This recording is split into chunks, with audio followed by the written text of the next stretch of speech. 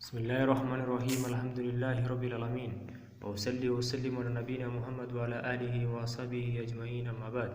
Natural Blood of Men by Sheikh Muhammad bin Salih Al-Uthaymeen.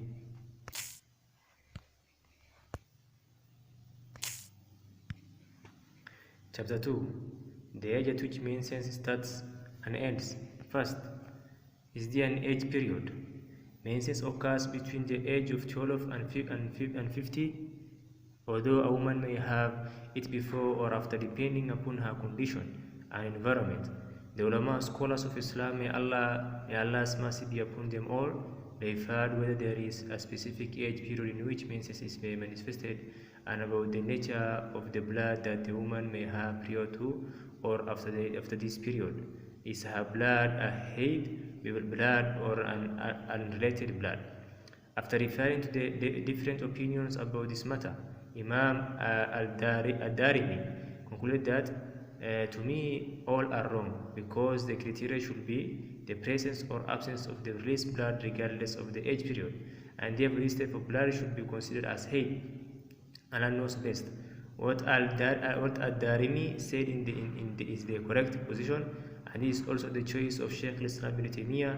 Accordingly, when the woman sees the menstrual blood, then she is in an actual state of haid, even though she may be less than 9 or more than 50 years old.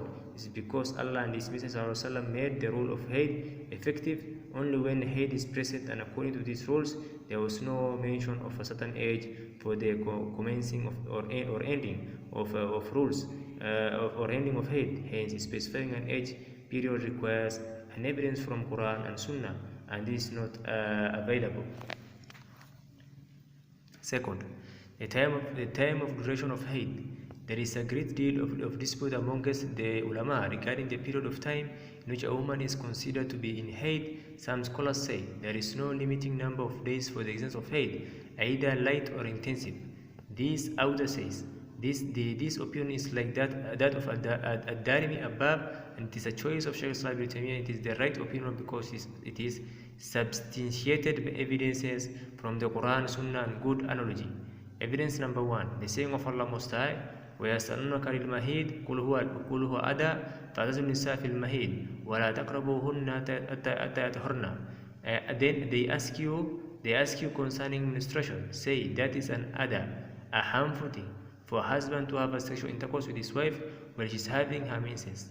Therefore, keep away from the woman during menses, and go not and them till they have been purified from menses and have taken a bath. It is clear that Allah made the reason behind abstention from legal sexual intercourse with the woman. Is the lack of purity during her haid, and not the end of a certain period of time, a day, a night, 3 days, not even 15 days. This is a proof that the reason for the above ruling by Allah is either the presence of haid and its harm and impurity, or its absence, state of purity. Evidence number 2.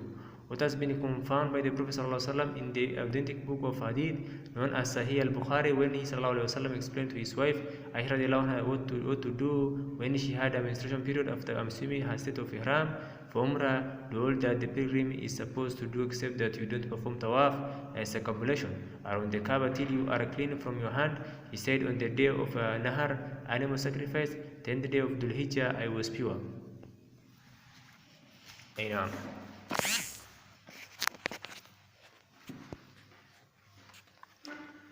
It is also reported in another hadith, Sahih Al-Bukhari, that the Prophet ﷺ told her, this Aisha, wait till you become clean from your menses, and then go to at a time in a place in Makkah, assuming ihram, and after performing Umrah, join us at such and such place. The Prophet ﷺ made it clear that the reason behind preventing Aisha from performing the rites of Hajj is a state of cleanliness and not a specific period for the duration of menstrual bleeding.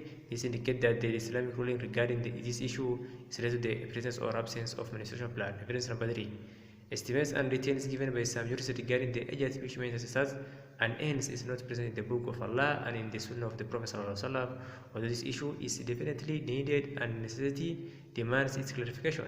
If it were obligatory to understand these estimates and to use them in the worship Allah, then Allah and His Messenger ﷺ will have clearly made it known to everyone. This is because of the importance of the Islamic rulings that govern many aspects of worship of Allah and in which which depend upon the state of menses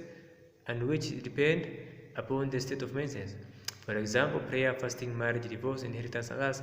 As it is known, Allah subhanahu wa ta'ala and His Messenger ﷺ explained prayers, their numbers, their times, their ruku, and their sujood. Zakat, its types of wealth and property, nisab, its due amount and its recipients. Siyam, fasting, its period and the specified times in the day. Hajj, pilgrimage, the etiquette of eating, drinking, sleeping, sexual intercourse with the wife, sitting, entering and living in the home, the way to answer the call of nature, even the number of stones to be used in istijmar, and many more details about the minute as well as the greatest types of actions which Allah subhanahu wa ta'ala had and completed his religion of his as completed his religion of Islam, whether his favors upon the believers, as Sallallahu says, وَأَنزَلْنَا عَلَيْكَ الْكِتَابَ لِتِبْيَانَ لِكُلِّ شَيْءٍ, and we have sent down the book Quran as an expression of everything. ما كان حديثا يفترى ولكن تصديق الذي بين يديه وتفسير كل شيء. Is the Quran?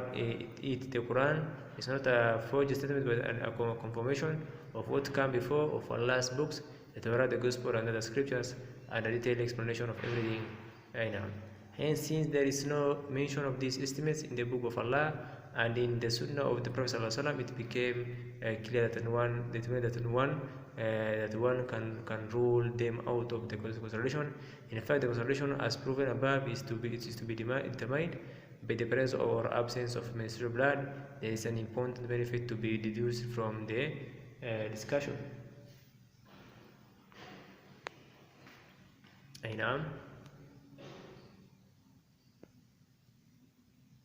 From the discussion of this issue, and that it is the fact Islamic rulings cannot be confirmed by evidence from the book of Allah, Quran, or the Sunnah of the Prophet ﷺ, or non-ijma, or good qiyas. Shaykh al-Islam ibn Taymiyyah said in one of his basic rulings, and such is the name Hayd. Allah had based upon it many rulings in the book and Sunnah, and He did not give us an estimate for what to constitute its shortest or its longest period. He also did not specify the time for which a woman is considered clean between any of her two menstrual periods. Although the Ummah is mostly affected by this issue and need to know about it linguistically, the name Hayd does not characterize one estimate or another. So anyone who estimates a certain time limit for Hayd, then he or she had taken a position that is not in accordance with the book and Sunnah. Evidence number 4: the qiyas. Allah subhanahu wa ta'ala says that Hayd is painful, impure, and harmful thing, and that's why there should no sexual intercourse during its manifestation. So as long as there is a Hayd, then there is harm and impurity with no difference between the second day and the first, nor between the fourth and the third, the 6th and the 15th, the 18th and the 17th, because Hayd remains to be Hayd and painful, and harm remains to be harm. The reason is the equality present in any of the days. So how can it be acceptable to have separate rulings, one for each day, although the distinct person governing the ruling about Hayd is the same for both? This is against good qiyas. It is not that good qiyas is to consider equal application of the ruling on both the days, because the reason behind the ruling equally exists in both of them. Evidence number 5: the disagreement and disturbances in the sayings of those who specify a certain period of time for Hayd indicate the absence of evidence for such sayings. These opinions were arrived at by ijtihad, and they are subject to being wrong or right, and none of these opinions have a procedure over the other, and at times of dispute, matters have to be referred to Quran and Sunnah. It should be clear by now that the strongest ruling is that there is no time limitation for either the shortest or longest Hayd, and accordingly, what the woman sees from her natural blood, other than a wound or something similar, is menstruation of blood without consideration for time estimates or age factors, except the case in which the flow of blood does not cease, or it ceases for 1 or 2 days per month, and in which the woman is considered to be in a state of istihada. See later, I know. Shaykh al-Islam ibn Taymiyyah said basically everything that comes out from the womb is said, and until an evidence can be established to indicate that it is istihada, or said any released blood is a Hayd blood unless it is known to be the type of wound, blood or bleeding from a blood vessel. Not only this saying is the strongest view, but also it is the closest to understand and contemplate, and easiest to practice. Easiest, and easier to practice. It is served to be accepted above all other views because it fits the spirit and essence of Islam, which is relief and easiness. Allah Most High said, وَمَا جَعَلَيْكُمْ فِي الدِّينِ مِنْ حَرَجٍ, and He has chosen for you to convey Islam to mankind. La. And has not laid upon you any hardship in deen, religion, as a code of prescribed by Allah, that is Islam. The Prophet ﷺ said, "Very this deen is a very easy, and whoever overburdens himself in his religion will not be able to continue in that way. So you should not be extremist, but try to be near to perfection and receive the good tidings that you will be rewarded." It's also known that part of the character of the Prophet ﷺ is that whenever he had to choose between two matters, he will choose the easier one unless it is a wrongdoing.